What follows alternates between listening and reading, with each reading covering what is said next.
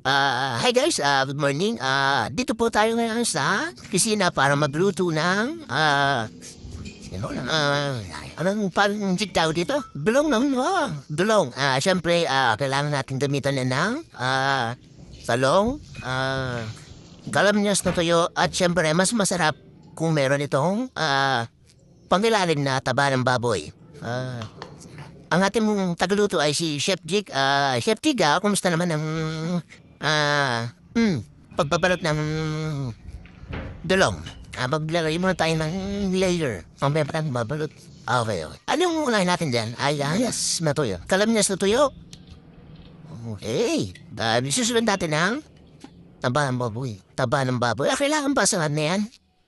Oo, para mas matanda kulay ng patis. Okay, okay. Kaya mas pinasasarap ang tulong.